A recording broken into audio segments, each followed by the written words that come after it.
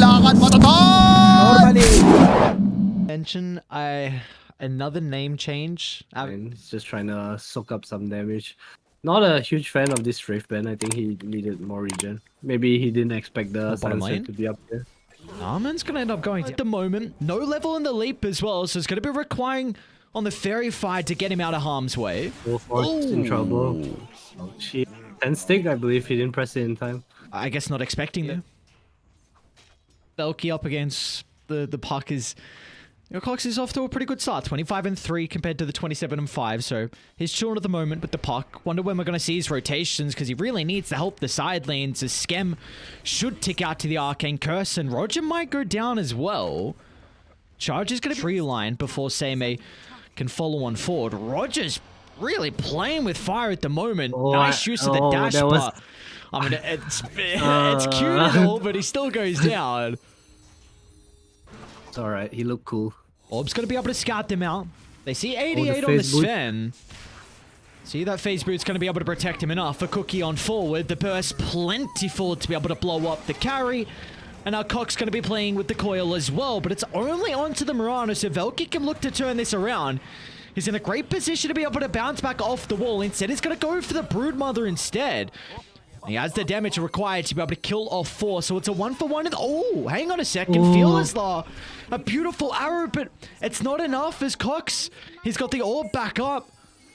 And he should be chilling for the moment. Almost from... Great for the Pangolier. Top lane, Roger. Looks like he's going to end up going down. He's going to proc the silence. Jump into the tree lane. Ain't going to be enough to protect the Faceless Void. Bottom lane.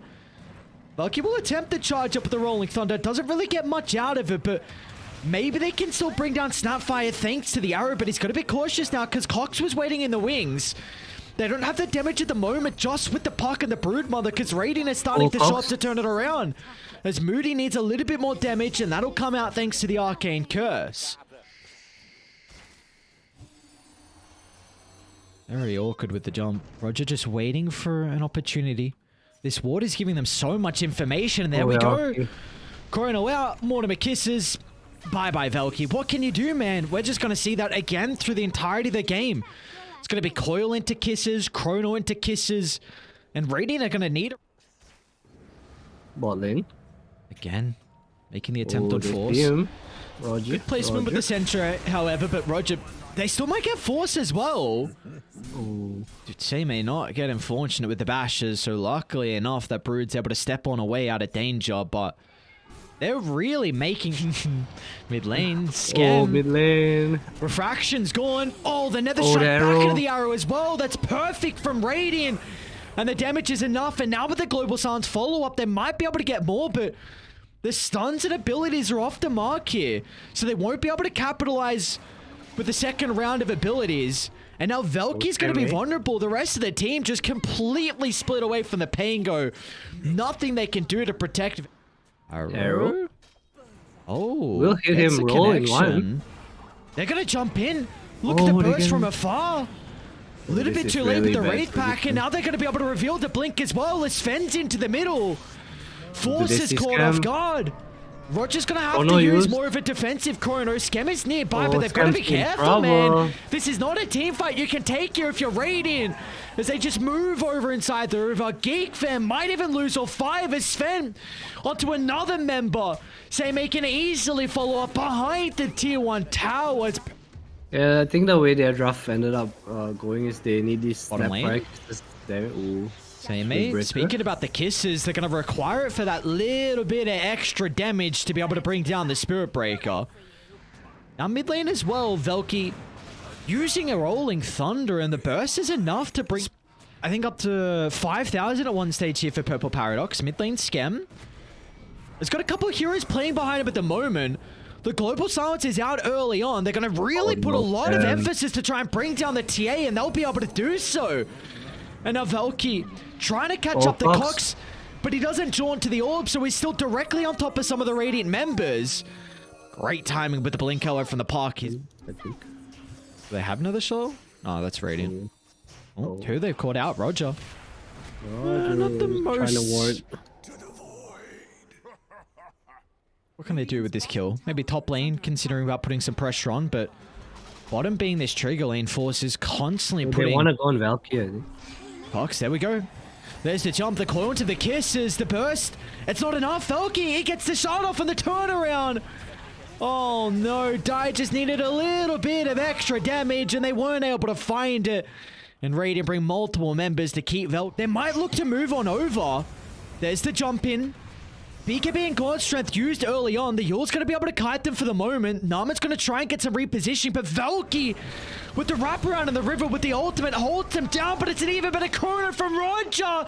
Lines him up for the side play to Skem's trying to get the damage out, but he's unable to right-click. Samey instantly turns his attention over to the Templar Assassin.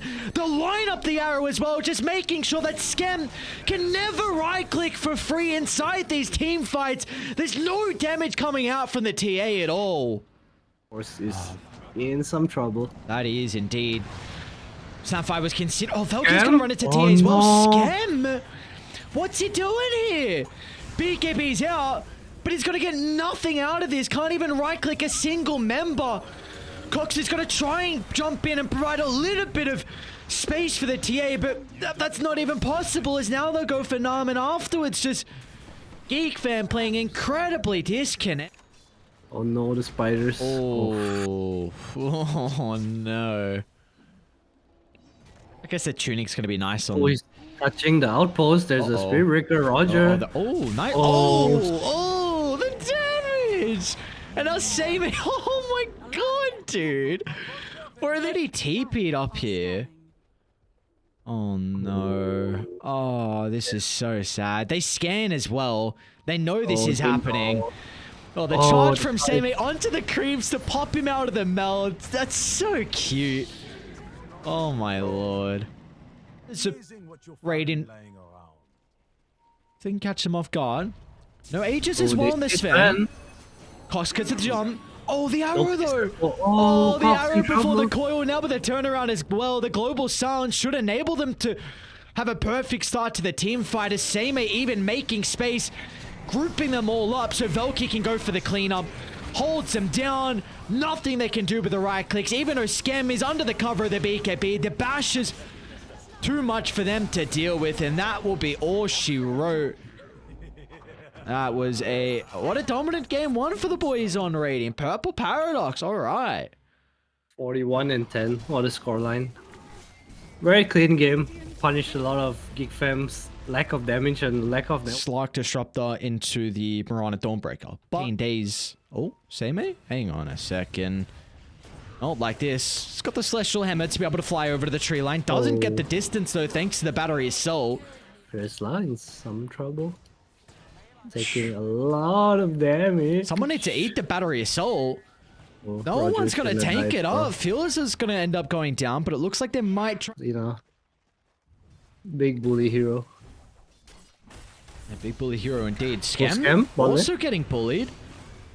Pounce is going to be disrupted. Samey can move on forward. Bottom lane, Samey is also going to be glimpsed back. Roger They might is just in go for trouble. Roger instead. Has some stick charges, but not Scam going to be might enough. be in And now trouble. Scam as well. Stepping a bit too far forward, and not a death you'd want out of the disruptor. A Selv and still a lot of Max Fury Soul and Fiery Soul and points and stats bottom lane. Samey should end up going down to the Thunderstrike. Might get the kill onto Roger before they're able to bring him down, and it looks like it will be a 1-for-1 in the end, as Moody's loving life now. Yeah. Mid lane getting pressured. Bottom lane. Now 7. Ooh. Roger going down. Yeah, look at the position for Purple Paradox behind the tier 1 tower, and this is just... this is a catapult wave as well. They're going to have to TP down. Top lane? Yeah, it's going to have to try and TP out. Force doesn't have the ultimate with the damage, but the spiders all clumped up is still enough. Force has got that army going, and now they're going to need to bring another member here to... In some trouble. Norman has the hook. Will he dodge it? Nope, he won't. Oh, he won't indeed. And our Roger's here as well to be able to pump the damage in. Solar Guardian and the Global Silence, but he's going to go down, and now Samey with the commitment. That's a lot of ultimates to try and keep the Sven alive, but at least they'll get one kill to rectify the death. They might even be able to get more as well. Cox, look at him just charging into the middle directly towards Moody's location. It's a big streak if he can find the last right click, and he won't be able to do so.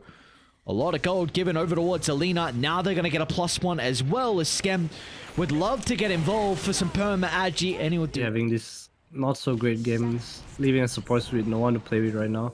Moody will probably go down once again.